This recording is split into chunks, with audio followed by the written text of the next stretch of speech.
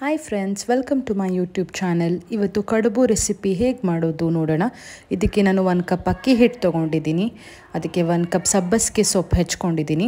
ಇಲ್ಲಿ ಸ್ವಲ್ಪ ಜೀರಿಗೆ, ಅಜ್ವಾಯಿನ ತೊಗೊಂಡಿದ್ದೀನಿ, ಮತ್ತು ಉಪ್ಪು ಮತ್ತು ಸ್ವಲ್ಪ ಎಣ್ಣೆ ತೊಗೊಂಡಿದ್ದೀನಿ. ನೋಡೋಣ ಹೇಗೆ ಮಾಡೋದು ಅಂತ. ಸೊ 1 ಕಪ್ ಅಕ್ಕಿ ಹಿಟ್ಟಿಗೆ 2 ಕಪ್ಪಷ್ಟು ನೀರು ಬೇಕು. ಸೊ ನೀವು 2 ಕಪ್ ನೀರು ಹಾಕಿ ಅದು ಸ್ವಲ್ಪ ಕುದಿಯೋಕ್ಕೆ ಬರಲಿ. ಸಣ್ಣದಾಗಿ ಕುದಿ ಬಂದಾಗ ನೀವು ಈ ಜೀರಿಗೆ, ಅಜ್ವಾಯಿನ ಹಾಕ್ಕೊಳ್ಳಿ. ಅದಕ್ಕೆ ಉಪ್ಪು ಮತ್ತು ಎಣ್ಣೆನೂ ಹಾಕ್ಕೊಳ್ಳಿ. ಸೊ ಇದು ಸ್ವಲ್ಪ ಕುದಿಯೋಕ್ಕೆ ಸ್ಟಾರ್ಟ್ ಮಾಡಬೇಕು. ಸ್ವಲ್ಪ ಕುದಿಯೋಕ್ಕೆ ಸ್ಟಾರ್ಟ್ ಮಾಡಿದ ತಕ್ಷಣ ಸಬ್ಬಸಿಗೆ ಸೊಪ್ಪು ಏನು ತೊಗೊಂಡಿದ್ದೀರಲ್ಲ ಹಾಕ್ಕೊಳ್ಳಿ. ಇದು ಆಪ್ಷನಲ್ ಸಬ್ಬಸಿಗೆ ಸೊಪ್ಪು. ಸೊ ಈ ಥರ ಕುದಿಯೋಕ್ಕೆ ಸ್ಟಾರ್ಟ್ ಮಾಡಿದ ತಕ್ಷಣ 1 ಕಪ್ ಅಕ್ಕಿ ಹಿಟ್ಟು ಹಾಕ್ಕೊಳ್ಳಿ. ಹಾಕೊಂಡ ತಕ್ಷಣ ಸ್ಟಿರ್ ಮಾಡಿದ್ರೆ ಇದೊಂದು 2 ನಿಮಿಷದಲ್ಲಿ ಬೆಂದುಬಿಡುತ್ತೆ. ಬೆಂದ್ಬಿಟ್ಟು ಗಟ್ಟಿಯಾಗಕ್ಕೆ ಸ್ಟಾರ್ಟ್ ಆಗುತ್ತೆ. ನೀವು ಇವಾಗ ಚಪಾತಿ ಮಾಡೋಕ್ಕೆ ಎಷ್ಟು ಬೇಕೋ ಅದಕ್ಕಿಂತ ಅಷ್ಟು ಗಟ್ಟಿ ಬರಬೇಕಿದೆ ಆ್ಯಕ್ಚುಲಿ. ಅದಕ್ಕಿಂತ ಸ್ವಲ್ಪ ಮೆತ್ತಗಿದ್ರೂ ಪರವಾಗಿಲ್ಲ. ಬಟ್ ಆ ಹದಕ್ಕೆ ಕಲಿಸ್ಕೋಬೇಕು. ತುಂಬ ಟೇಸ್ಟಿ ರೆಸಿಪಿ. ಒಂದು 5ರಿಂದ 10 ನಿಮಿಷದಲ್ಲಿ ಆಗೋಗುತ್ತೆ. ನೋಡಿ, ಟ್ರೈ ಮಾಡಿ ನೋಡಿ. ಸಬ್ಬಸಿಗೆ ಸೊಪ್ಪು ಕೂಡ ತುಂಬ ಒಳ್ಳೆಯದು. ಇದರಿಂದ ಮಿಲ್ಕ್ ಪ್ರೊಡಕ್ಷನ್ ಇನ್ಕ್ರೀಸ್ ಆಗುತ್ತೆ. ಇವಾಗ ಹಾಲು ಕುಡಿಸ್ತಿರ್ತಾರಲ್ಲ ವುಮೆನ್ಸ್, ಅವ್ರಿಗೂ ಕೂಡ ತುಂಬ ಹೆಲ್ಪ್ಫುಲ್ಲು ಸಬ್ಬಸಿಗೆ ರೆಸಿಪೀಸು. ಸೊ ಇದು ಕೂಡ ಒಂದು ಟೇಸ್ಟಿ ರೆಸಿಪಿ. ನೋಡಿ, ಈ ಹದಕ್ಕೆ ಬಂದಾಗ ನಾನು ಸ್ಟವ್ ಆಫ್ ಮಾಡಿಕೊಂಡು ಹಾಕ್ಕೊಂಡೆ. ನಿಮಗೆ ಸ್ವಲ್ಪ ಗಟ್ಟಿ ಬೇಕು ಅಂತಂದರೆ ನೀವು ಇನ್ನೊಂದು ಸ್ವಲ್ಪ ಅಕ್ಕಿ ಹಿಟ್ಟು ಹಾಕ್ಕೊಂಡು ಚೆನ್ನಾಗಿ ನಾದ್ಕೊಂಡು ಚಪಾತಿ ಹಿಟ್ಟು ಯಾವ ಥರ ಬರುತ್ತಲ್ಲೋ ಮೆತ್ತಗೆ ಆ ಹದಕ್ಕೆ ಕಲಿಸ್ಕೊಂಡಾದ್ಮೇಲೆ ಇದನ್ನು ನಾವು ಬಟ್ಟಲು ಕಡುಬು ಅಂತ ಯಾಕೆ ಕರಿತೀವಿ ಅಂದರೆ, ಬಟ್ಟಲು ಅಂದರೆ ಬೌಲ್ ಥರ ಕನ್ನಡದಲ್ಲಿ. ಸೊ ನಾವು ಬಟ್ಲು ಶೇಪಲ್ಲಿ ಇದನ್ನು ಮಾಡ್ಕೋತೀವಿ.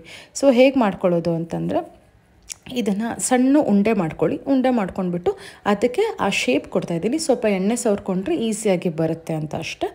ಸೊ ಎಲ್ಲದನ್ನು ಬಟ್ಲು ಶೇಪಲ್ಲಿ ಮಾಡ್ಕೊಂಡ್ಬಿಟ್ಟು ಇದನ್ನು ಬೇಯಿಸ್ಕೋಬೇಕು. ಸೊ ಇದರಲ್ಲಿ ನೀವು ನಾನು ಜೀರಿಗೆ, ಅಜ್ವಾಯಿನ ಹಾಕಿದರೆ ತುಂಬ ರುಚಿಯಾಗಿ ಬರುತ್ತೆ. ಈ ಸಬ್ಬಸಿಗೆ ಸೊಪ್ಪು ಮಾತ್ರ ತುಂಬ ಆಪ್ಷನಲ್. ನೀವು ಬೇಕಿದ್ರೆ ಎಳ್ಳು ಕೂಡ ಹಾಕೋಬೋದು, ಚೆನ್ನಾಗಾಗುತ್ತೆ. ಬೇಕಿದ್ರೆ ಅನ್ನ ಉಳಿದಿರೋ ಅನ್ನದಲ್ಲೂ ಇದನ್ನು ಮಿಕ್ಸ್ ಮಾಡ್ಕೋಬೋದು, ಅಥವಾ ನುಚ್ಚಕ್ಕಿಯಲ್ಲೂ ಮಾಡ್ಬೋದು. ಸೊ ಇದು ನಾನು ಅಕ್ಕಿ ಹಿಟ್ಟಲ್ಲಿ ಈಸಿಯಾಗಿ ತೋರಿಸಿದ್ದೀನಿ ಅಷ್ಟೆ. ಸೊ ಬೇರೆ ಬೇರೆ ಥರದಲ್ಲೂ ಇದೇ ರೆಸಿಪಿನ ನೀವು ಮಾಡ್ಕೋಬೋದು. ನೋಡಿ, ಈ ಥರ ಬಟ್ಲು ಶೇಪಲ್ಲಿ ಮಾಡಿಕೊಂಡು ರೆಡಿ ಮಾಡ್ಕೊಂಡಿದ್ದೀನಿ. ನೀಟಾಗಿ ಅದು ಬಟ್ಲು ಶೇಪಲ್ಲಿ ಬಂದರೆ ನಿಮಗೆ ಚೆನ್ನಾಗಿ ಶೇಪು ಬರುತ್ತೆ, ಬೇಯುತ್ತೆ.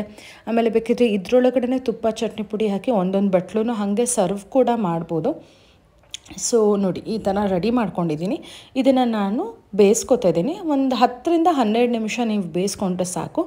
ನಾನು ಈ ಥರ ಹಬೆಯಲ್ಲಿ ಬೇಯಿಸ್ಕೊತಾ ಇದ್ದೀನಿ. ನಿಮ್ಮ ಹತ್ರ ಎಲೆಕ್ಟ್ರಿಕ್ ಕುಕ್ಕರ್ ಇಲ್ಲ ಅಂತಂದ್ರೂ ಪರವಾಗಿಲ್ಲ. ಯಾವುದಾದ್ರೂ ಒಂದು ಪಾತ್ರೆಯಲ್ಲಿ ಮೇಲ್ಗಡೆ ಸ್ವಲ್ಪ ನೀರು ಹಾಕ್ಬಿಟ್ಟು ಅದನ್ನು ಹಬೆಯಲ್ಲಿ ಬೇಯಿಸ್ಕೊಳ್ಳಿ. ಒಂದು 10ರಿಂದ 12 ನಿಮಿಷದಲ್ಲಿ ಬೇಯುತ್ತೆ. ಬೆಂದಾದಮೇಲೆ it is ready to serve.